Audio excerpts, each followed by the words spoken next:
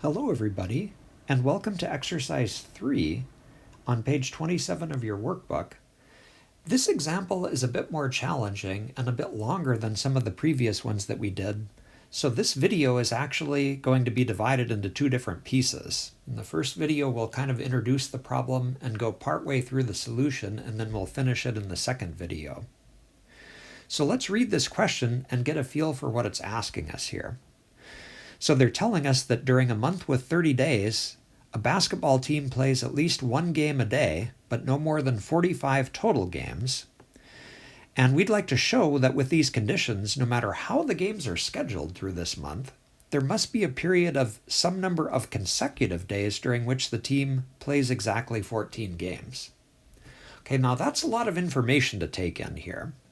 So just to illustrate it, we've got an example of what that might look like. So imagine that these games are being played in the month of June over here.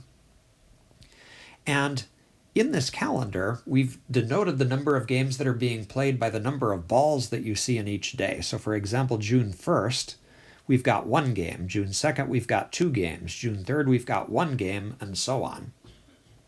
And I'll leave it to you to confirm that if you were to add up all of those games, you would come to exactly 45, okay, which is part of the conditions that they're giving us, that we're assuming here.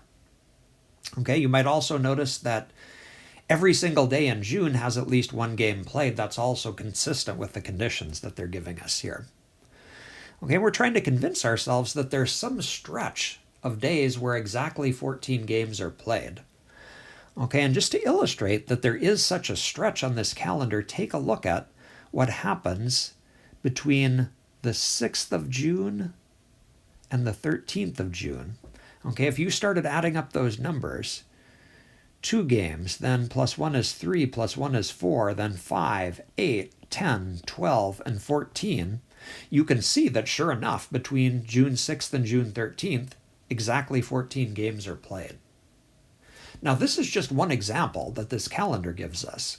Okay, we're actually trying to prove that even if the calendar looked different, as long as these conditions over here are satisfied, that we can always find a stretch where exactly 14 games are played. That's harder to prove that it's true in general. Okay, so to get started on the problem, we're going to do something to help us organize this information that we have. All right, so I'm going to start by defining A1 to be the number of games played on the first day.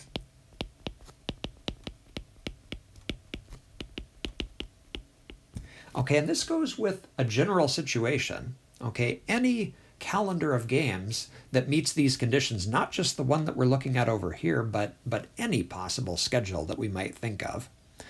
Okay, and then A2 is going to be the number of games played on the first and the second days together.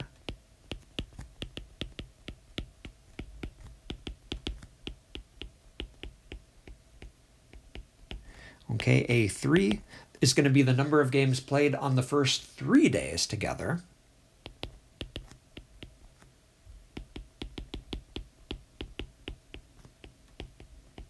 So these A's that we're defining are kind of keeping track of cumulative games, the number of games that are played from the beginning of the month through the nth day, whatever the n is.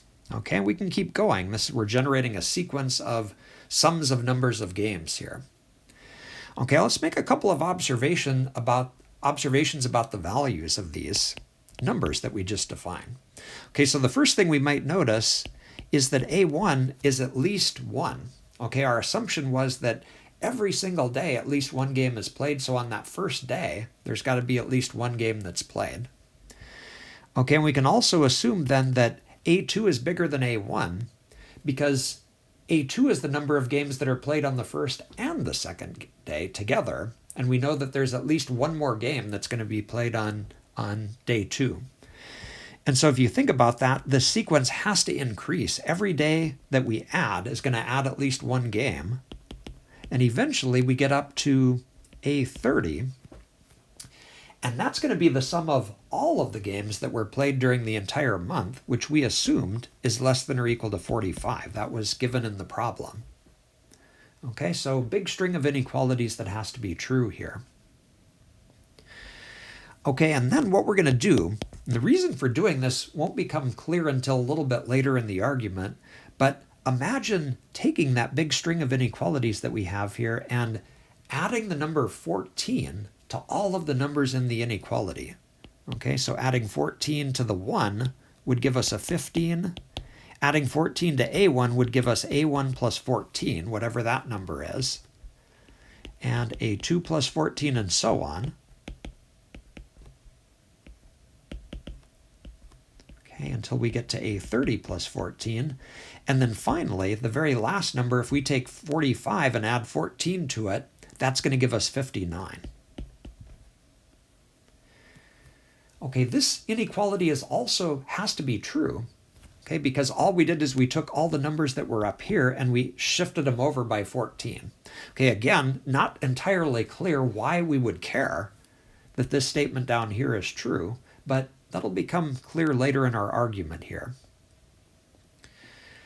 Okay, now, before we go further into where this is leading, just to help you maybe wrap your head around a little bit what we're doing with these numbers, what they really look like, let's think about what the values of these A's would be for the specific month that they gave us up here of June, just to play with this a little bit.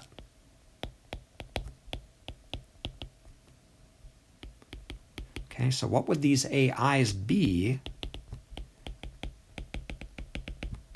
in the explicit example above? Okay, well, let's list a few of them out. So A1 would have to be 1, because we can look at the calendar and see that one game was played on June 1st. A2 is the sum of the number of games played on June 1st and June 2nd, so that would be 1 plus 2, which is 3. Okay, and so on. On the first 3 days, we're playing a total of 4 games. I'm just going to write out the next few.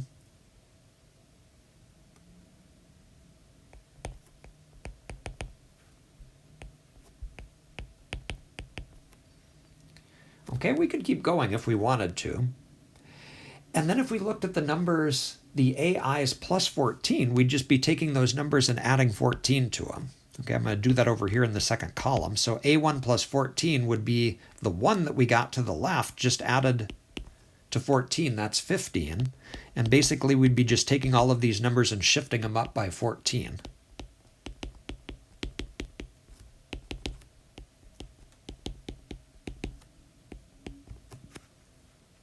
Okay, now there's kind of an interesting observation that we can make here.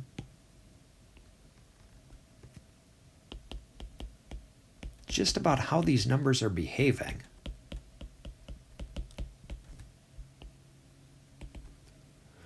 Okay, if we take the difference between two of these numbers, what it's measuring is kind of interesting. So for example, if we take A5 minus A1, for example, okay, that would be taking the 8 that we calculated here minus the 1 here. That's going to give us 7. But notice that that 7 counts exactly the number of games played between the 2nd and the 5th in our month above.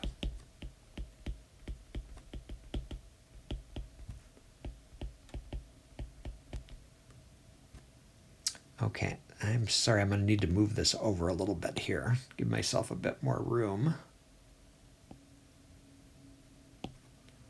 Okay, so the number of games played between the 2nd and the 5th. Okay, do you believe that? Okay, let's go up to the calendar and just check that. So between the 2nd of June and the 5th, let's see, that would be this stretch of time. You can add up those games, 2 plus 1 plus 1 plus 3, and sure enough, that's 7. Okay, and that works for any difference that you want to take. So A6 minus A3, for example, okay, looking at the numbers that we calculated to the left, that would be 10 minus 4, that's 6. And that's going to be the number of games played between the 4th and the 6th. Okay, sorry for writing so small on you here. Okay, let's check that up above. So between the 4th and the 6th, we're talking about those 3 days. That's 1 plus 3 plus 2. And again, that gives us the right number. That's interesting because we're interested in proving that there's a stretch of days where the exact sum of the number of games is 14. So these are the types of numbers that we're interested in here. Okay, so we can kind of rephrase the goal of what we're trying to prove in this problem as we would like to show that aj minus ai, okay, for some stretch of games is going to equal 14.